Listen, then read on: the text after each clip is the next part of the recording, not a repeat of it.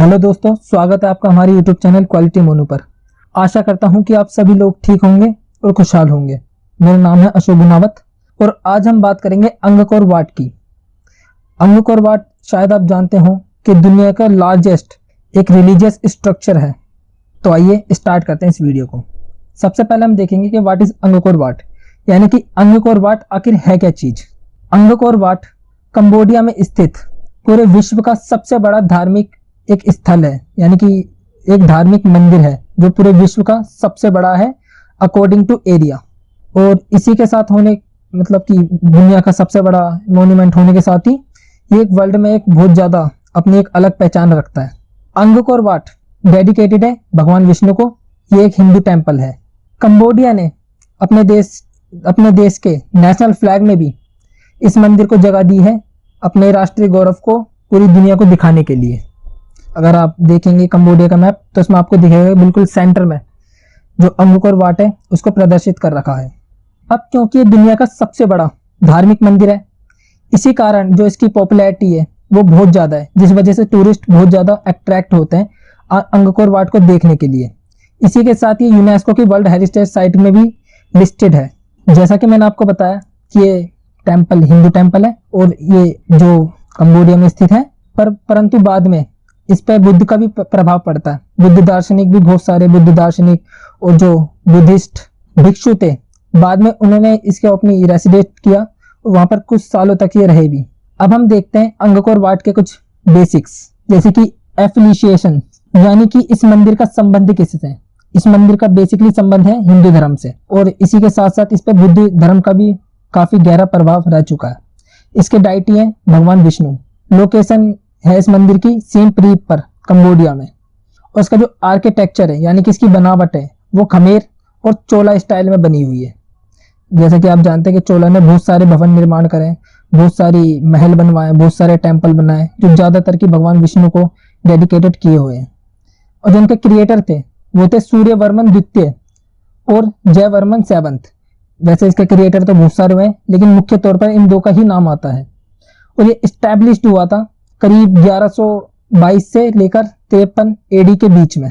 अब आइए लोकेशन देखने के लिए हम इस मैप में समझते हैं। ये देखिए बिल्कुल सामने ये हमारा भारत है और अगर हम भारत से थोड़ा सा ईस्ट की तरफ बढ़े तो इधर देखेंगे ये इंडो चाइना रीजन है।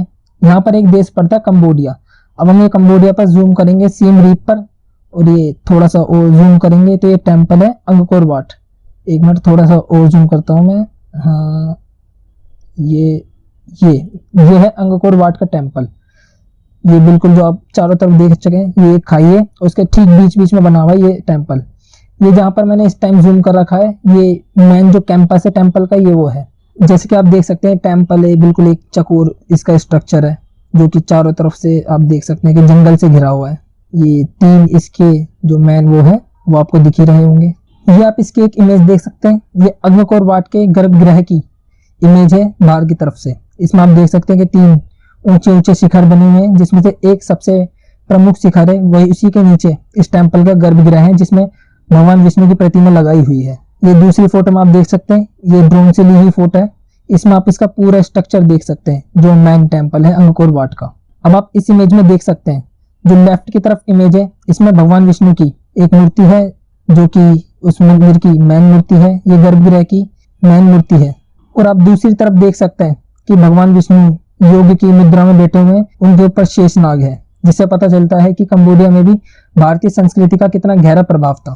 भारत की योग कला, भारत की कल्चर, भारत का स्ट्रक्चर, उसका कितना प्रभाव था कंबोडिया और बाकी एशियन कंट्रीज पर।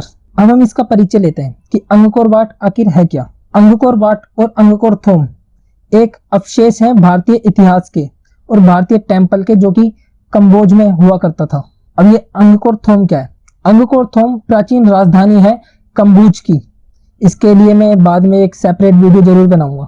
अंगकोर थोम एंड अंगकोर वाट ये सिर्फ अब अवशेष हैं एशियंट इंडियन कल्चर के जो कि अब इंडो चाइना रीजन में बचे हैं। अब कई सदियों पहले भारत से बहुत सारी जो कॉलोनीज थी वो बसाई गई थी इंडो चाइना रीजन में, जैसे कि कंबोडिया में, लाओस में, वियतनाम में, जिनके अवशेष आज भी हमें मिलते हैं। बाद में उन पर बुद्ध धर्म का प्रभाव पड़ा और वह बुद्ध धर्म को अनुयायी हो गई सारी कंट्रीज। अब जो कंबोडिया का नॉर्दर्न पार्ट है वहां पर हमें दिखता है कि कंबोज साम्राज्य, उधर ही उसकी कैपिटल लोकेटेड है, जो कि उस दौरान यशोदापुर नाम से जानी जाती थी। आज उसका नाम अंगकोर थोम से इसको संबोधित किया जाता है। अब हम जानते हैं अंगकोर वाट की इतिहास के बारे में। सर्वप्रथम 9वीं सदी एडी में जो राजा जयवर्मन थे, जयवर्मन थर्ड, उन्होंने सबसे पहले कंबोज की राजधानी ढूंढी थी अंगकोर थोम के नाम से। अब इस कैपिटल को बनाने में उन्हें पूरे 40 वर्ष का टाइम लगा और ये कंप्लीट हुई समथिंग 9000 एडी के आसपास। अब इसके बाद करीब 12वीं सदी में सूर्यवर्मन द्वितीय ने एक विशाल मंदिर बनाया भगवान विष्णु का अंगकोर थोम के अंदर, जिसे हम आज अंगकोर वाट के नाम से जानते हैं। कई विद्वान कहते हैं कि उन्होंने ये अमर होने के लिए कहा था और कई सारी इसमें कहानियां निहित है। अब इसकी सच्चाई जानने के लिए तो खैर ये कौन जानता होगा। अब जो इस मंदिर का कार्य है ये समाप्त किया उनके जो भांजे और आने वाले उत्तराधिकारी थे उन्होंने, जिनका नाम था धैर्येंद्र वर्मन। अब हम देखते हैं कि इस मंदिर का आर्किटेक्चर और स्ट्रक्चर कैसा था। अब जो ये मंदिर है ये चारों तरफ से प्रोटेक्ट किया गया है एक खाई के द्वारा, जो करीब 700 फीट गहरी है। और जो टेम्पल है ये वैसे बहुत बड़ा है, जैसा कि मैंने आपको बताया कि पूरी दुनिया का लार्जेस्ट एक रिलीजियस स्ट्रक्चर है। ये एक हिंदू टेम्पल होने के कारण जो पूरा टेम्पल है इसकी सारी दीवारें और जितने भी उनके गलियारे थे ये सारे के सारे रामायण की कथा से सजाए गए। रामायण की कथा और जो भी पुरानी कथाएं थी जैसे कि महाभारत या उन सबसे ये सजाए गए हैं। अगर हम इस टेम्पल को देखें तो जो गुप्ता आर्ट थे, जो गुप्त कला थी, उसका भी बहुत गहरा प्रभाव हमें इस टेम्पल पर देखने को मिलता है। स्पेशली अगर हम देखें तो जो मंदिर के शिखर हैं और जो उनकी आर्चवेज हैं, जो उनके गलियारे हैं, वहां सब हमें गुप्ता आर्ट का बहुत ज्यादा गहरा प्रभाव देखने को मिलता है। जो मंदिर का मुख्य शिखर है वो करीब 64 मीटर लंबा है और जो इसके बाकी के 8 जो इसके शिखर हैं उनकी लंबाई करीब 54 मीटर है। मंदिर के जितने भी कॉरिडोर्स हैं या दीवारें हैं उन सब पे हमें देखने को मिलती है जो तत्कालीन शासक थे बलिवर्मन, उनकी छवियां देखने को मिलती है। स्वर्ग और नरक के दृश्य देखने को मिलते हैं। जो समुद्र मंथन हुआ था उसे देखने का उसके दृश्य मिलते हैं। देवताओं की और दानवों की लड़ाई उस पर अंकित की हुई है। महाभारत और हरिवंश पुराण जितने भी और जो पुरानी कथाएं थी वो सारी शिलालेख के रूप में वहां की दीवारों पर उल्लेखी गई है। अब आप इस इमेज में देख सकते हैं, लेफ्ट की तरफ आप देखेंगे तो समुद्र मंथन आपको दिखने को मिलेगा कि एक तरफ से देवता सांप को खींच रहे हैं, दूसरी तरफ से राक्षस खींच रहे हैं। समुद्र को मथकर अमृत निकालने का प्रयास किया जा रहा है। और दूसरी तरफ आप देखेंगे तो महाभारत का दृश्य आपको देखने को मिलेगा जो कि उसके प्रांगण में, मंदिर के प्रांगण में और मंदिर की दीवारों पर उल्लेखित की गई है। इस दूसरी फोटो में आप देख सकते हैं इसमें कुछ रामायण के दृश्य दिखाए गए, जैसे कि लेफ्ट साइड में दिखाया गया है कि किस प्रकार वानर मिलकर उसका समुद्र के बीच में राम सेतु का निर्माण करने में लगे हुए हैं। बहुत सारे वानर अपने सर पे टोकरियों में पत्थर लेके जा रहे हैं राम सेतु के निर्माण के लिए। और दूसरी तरफ आप देख सकते हैं इस इमेज में कि ये रामायण का वाला दृश्य जब मेघनाथ लक्ष्मण जी को तीर मार देते हैं और वो मूर्छित होकर गिर जाते हैं। उस दौरान जब जो हनुमान जी थे वो जड़ी बूटी लेने गए थे जिसको संजीवनी बूटी कहा जाता है, तो इस दृश्य में आप देख सकते हैं कि लक्ष्मण जी को तीर लग चुकी है और वो लेटे हुए हैं और श्री राम की गोद में वो लेटे हुए हैं और बाकी वानर सेना दुखी हुई है कि लक्ष्मण जी को तीर लग चुकी है। तो कुछ इस प्रकार के दृश्य वहां की दीवारों पर और प्रांगण में लगाए गए थे और कई सारे पौराणिक कथाएं उस पर अंकित की गई थी शिलालेख के रूप में। अब हम देखते हैं कि बुद्ध धर्म का क्या प्रभाव था अंगकोर वाट में। अगर आज आप देखें तो कंबोडिया एक बुद्धिस्ट कंट्री है। करीब 12वीं सदी के जब खत्म होने को आ रही थी उस दौरान अंगकोर वाट को कन्वर्ट कर दिया गया था एक बुद्धिस्ट टेम्पल में, जबकि उससे पहले वो एक हिंदू टेम्पल हुआ करता था जो कि डेडिकेटेड था भगवान श्री विष्णु को। अब जो टेम्पल का डिजाइन है जैसे कि उसके 8 छोटे वो हैं शिखर से, एक प्रमुख शिखर है जो कि 60 मीटर का सॉरी जो मैंने आपको बताया अभी। तो ये जो पूरा का पूरा जो स्ट्रक्चर है टेम्पल का वो डिजाइन किया गया था माउंट मेरू की तरह।